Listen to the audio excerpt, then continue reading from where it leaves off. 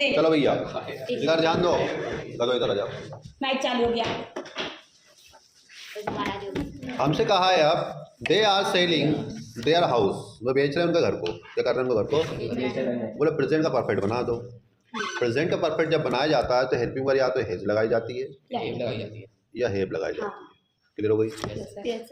समझ गए? अब यहाँ पे दे रखा है, इसलिए दे मतलब बहुवचन, और बहुवचन के साथ बहुवचन की हेल्पिंग लगती है, तो बहुवचन की हेल्पिंग वर्ब हो गई हेव। और हेव लगने के बाद वर्ब हमेशा थर्ड फॉर्म आती है। कौन सी फॉर्म आती है? तो यहाँ पे सेलिंग को हटा के बना दिया गया है थर्ड फॉर्म में सोल्ड, तो बन गया they have sold their house. अब बोला है पास्ट का परफेक्ट का कंटिन्यूस बना दो दिए गए सेंटेंस को।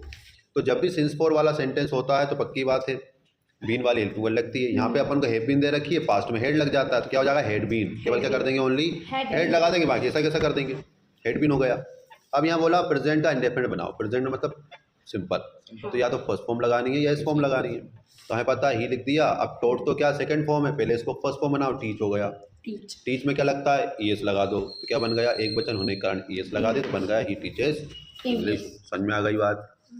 अब आइए इसमें शी स्पीक्स द ट्रूथ। अब यहाँ एस फॉर्म है तो डज नॉट लगा दिया। डिड है, डिड का मान डिड नॉट डू लगा दिया। हमको पता है शी के साथ शट आया मतलब सेकंड फॉर्म है तो डिड नॉट लगा दिया। हमें पता है नाम के साथ फर्स्ट फॉर्म आई है तो भी सेकंड फॉर्म मानेंगे तो डिड नॉट लगा दिया। बस इंट्रोगेटिव मैंने आपसे कहा इंट्रोगेटिव बनाने की क्या हेल्पिंग वर्ब को पहले, तो हेज को पहले लिख दो, बन गया। बाकी ही क्या हो जाएगा? छोटा। ध्यान रखना पहले अक्षर को बाद में लिखते हुए छोटा करना, बस नाम और आई को छोड़कर। लिव्ड लिखा है, लिव्ड एक सेकंड फॉर्म है तो सेकंड फॉर्म में डिड उधार तो डिड हो जाएगा, बाकी फर्स्ट फॉर्म लिव हो जाएगी। अब इसको सीधा करो तो इसमें आएगा children were playing football in the park. फिर स्वीट्स लाइक आई तो बन जाएगा आई लाइक स्वीट्स। समझ में आ गई बात भैया सबको? आगे गए यट लगाना है। यट क्या करता है? दो सेंटेंस को बीच में लगता है, तो he is rich yet he is not happy. समझ में आई बात? उसके बाद दे प्लेड वेल। दो जो होता है वो शुरू में लगता है, कहाँ लगता है? तो दो लगा दो, दो दे प्लेड वेल, बाकी ऐसा कैसा। समझ गए बात को? अब यहाँ बोला सो देट लगाना है, वेरी को हटाओ सो लगाओ, कोविड को हटाओ देट लगाओ और सब्जेक्ट को छोटा बनाओ। समझ गए? ये हमें नियम याद रखना बार बार। हु लगाना है तो हु का लगाना ध्यान से सुनिएगा भैया। हमेशा उस सेंटेंस को बाद में लिखना जिसमें उसके बारे में बताएगा। वो कौन है? डॉक्टर है, तो ये वाला सेंटेंस बाद में जाएगा, बाकी वाला सेंटेंस जिसमें पहचान नहीं होती वो पहले आता है।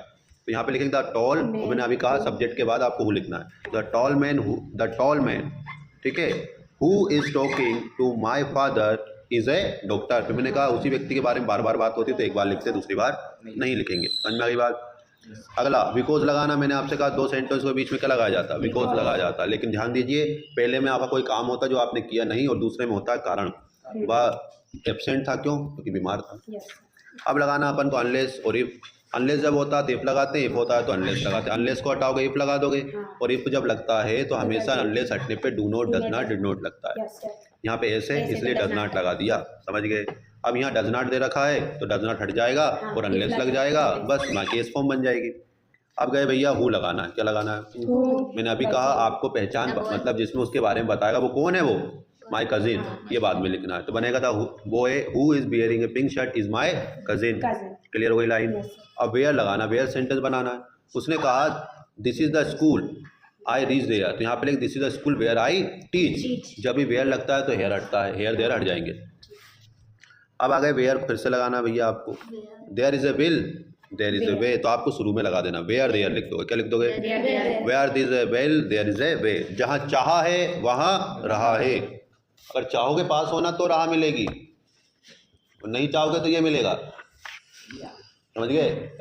नहीं चाहोगे जब ऐसे लोग मिलते हैं, याद रखना। आगे देखो। हाँ बाकी कुछ लोग अपन कह नहीं सकते भैया कि जिनको अब लिखना नहीं आता, उनके विषय में अपन कुछ नहीं कह सकते। बस आवाज आ रही। आगे देखो अब सेकंड वाला अब लगाना as long as. As long as भी शुरू में लगता है तो बस शुरू में लगा दो, बाकी ऐसा कैसा। अब देखो आपको लगाना है नो सूनर। क्या लगाना है?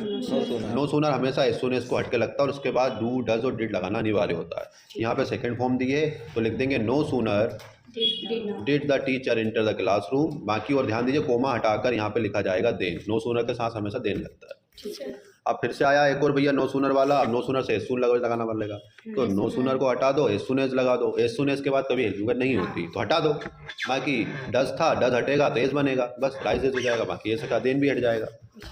समझ में आ गई बात भैया? जी सर। तो आपको बहुत बहुत बधाई हो आपकी